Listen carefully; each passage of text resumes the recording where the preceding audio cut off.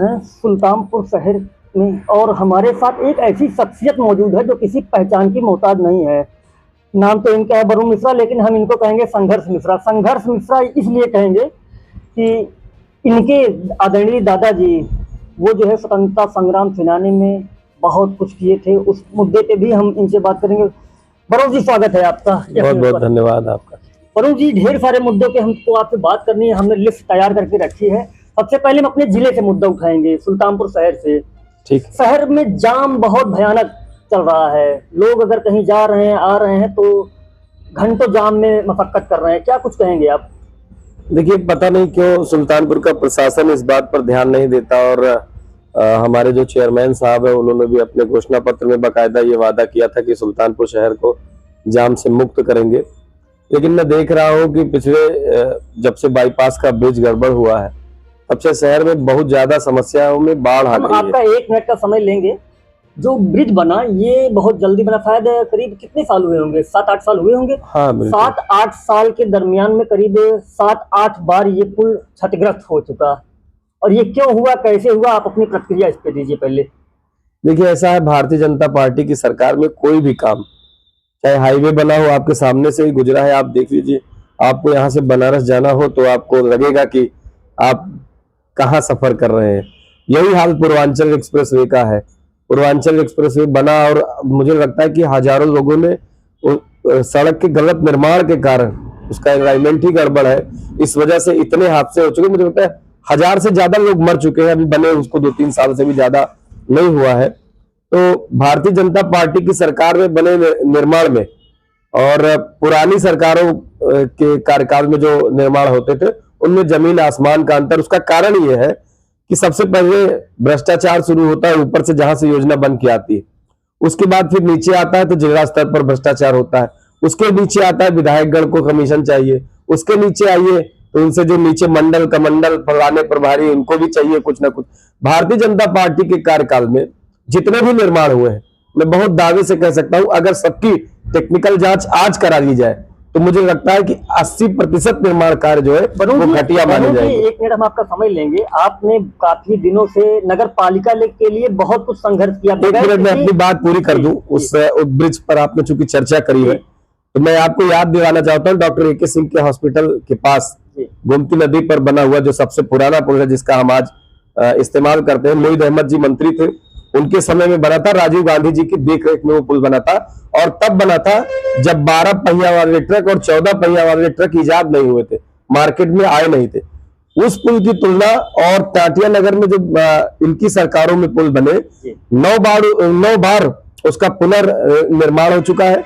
और वही राजीव गांधी, स्वर्गीय राजीव गांधी जी के समय में बना ब्रिज आज भी उसी तरह उतना ही वजन झेल रहा है, उससे भी ज्यादा हुआ। भ्रष्टाचार का अंदाजा आप इसी से लगा सकते हैं कि कांग्रेस की सरकारों में बने ब्रिज और आज की सरकारों में बने ब्रिजों की क्या स्थिति, निर्माण कार्य में कितना भ्रष्टाचार। बिल्कुल सही बात आप कह रहे हैं। चलिए अब आप हमें ये बताइए, नगर पालिका क्षेत्र में सबसे बड़ी जो समस्या है वो जाम का है, दूसरा पानी की किल्लत है और चेयरमैन हमेशा जो है दावा ठोकते रहते हैं और दावा उनका वास्तव में जमीनी स्तर पर बिल्कुल नहीं दिखाई देता है। वो लोगों को खुश करते हैं, क्या करते हैं, आप इससे बताइए। देखिए, ऐसा है कि मैं तो सुल्तानपुर की जनता से भी कहना चाहूंगा और जो भी मुझे देख रहे हैं मैं उनसे ये कहना चाहूंगा, जो हम लोगों को सुन रहे हैं उनसे ये कहना चाहूंगा कि हम लोग जो चुनाव के दिन अचानक से हमारा देश प्रेम जागता है, वो ऐसे लोगों को ये तो कतई नहीं जागना चाहिए जो आपकी समस्या एक दिन सुलझाने का वादा करते हैं और फिर पूरे 5 साल आपका शोषण करते हैं। भारतीय जनता पार्टी के वर्तमान चेयरमैन साहब 6वीं बार, 3 बार उनके पिताजी रहे और तीसरी बार वो स्वयं है। और मैं समझता हूं कि सुल्तानपुर शहर को जो कुछ मिलना चाहिए था वो नहीं मिल रहा है। तो इसके जिम्मेदार जितने चेयरमैन साहब हैं उतनी ही हमारी जनता भी है। जनता को भी ये सोचना चाहिए कि हम किस आदमी को वोट दे रहे हैं और क्यों वोट दे रहे हैं। वोट देते समय हम बिरादरी पर चले जाते हैं, वोट देते समय हम दल पकड़ लेते हैं। आपको एक अच्छे व्यक्तित्व का चयन करना चाहिए। मैं तो हमेशा कहता हूं कि आपको अगर लगता हो कि आपको कैंडिडेट अच्छा है तो वो किसी भी पार्टी का है, उससे परहेज नहीं करना चाहिए। मैं समझता हूँ अगर आप अच्छे लोगों का चयन करेंगे, उनको जिताएंगे तो निश्चित रूप से अच्छा काम। चलिए वरुण जी, एक सबसे बड़ा जो मुद्दा है अभी हम उस पे आते हैं, फिर बाकी भी जिले के मुद्दे पे आते हैं। SIR प्रक्रिया चल रही है, वो चल रहा है, मामला चल रहा है, इस पे आपकी क्या राय है? कुछ समझ में आ रहा है? देखिए ऐसा SIR की प्रक्रिया बड़ी जटिल है, और अभी हमने एक वीडियो के माध्यम से अभी 2-3 दिन पहले हमने सोशल मीडिया पे साझा किया था कि हम SIR फॉर्म कैसे भर सकते हैं। चूंकि सरकार की मंशा है तो इससे इनकार नहीं किया जा सकता है, और मैं आपके माध्यम से, इस चैनल के माध्यम से सबसे ये अपील करूंगा कि SIR की प्रक्रिया में बढ़ चढ़ कर हिस्सा ले। चूंकि सरकार की पॉलिसी है तो हम ये कहकर इससे हट नहीं सकते कि हमें SIR में इंटरेस्ट नहीं है या हम करेंगे नहीं। आपको इंटरेस्ट है या नहीं है वो तो ठीक है, अलग की बात है, लेकिन एक सबसे बड़ी बात जो है SIR की प्रक्रिया जो है ये वास्तव में ग्रामीण अंचलों में अगर देखा जाए तो लोग समझ नहीं पा रहे हैं। लोग एक दूसरे के पास जा जाके पूछ रहे हैं भैया जनता की बात आप करें, BLO 16-17 BLO मर चुके हैं अभी जी। मतलब सरकार का कोई स्पष्ट विजन है ही नहीं है जी। SIR का नाम भरे हैं, लेकिन वास्तव में अगर जिनके वोट आपको काटने सीधे सीधे काट दो, लेकिन चूंकि सीधे काटेंगे तो पकड़े जाएंगे, वोट चोरी पकड़ी जाती है, हर जगह फंस जाते हैं, इसलिए इन्होंने SIR प्रक्रिया बनाई। इनको एक चिन्हित वर्ग है उसका वोट काटना है, और उस वोट को काटने के लिए SIR की प्रक्रिया हो रही है, सब जानते हैं, बहुत ज्यादा इसमें। चलिए, विधानसभा 2027 चुनाव, त्रिस्तरीय पंचायत चुनाव भी नजदीक है, इस पे आपकी क्या प्रतिक्रिया है? देखिए, त्रिस्तरीय पंचायत चुनाव ईमानदारी से भारतीय जनता पार्टी होने दे। पिछली बार भी भारतीय जनता पार्टी, क्या लगता है ईमानदारी से नहीं होने देगी? देखिए, अब तो पूरा देश ये बात कहता है कि चुनाव प्रभावित किए जाते हैं, और मैं आपको याद करा दूं, पिछला त्रिस्तरीय पंचायत चुनाव हुआ था, भारतीय जनता समर्थित 2 जिला पंचायत सदस्य जीते थे।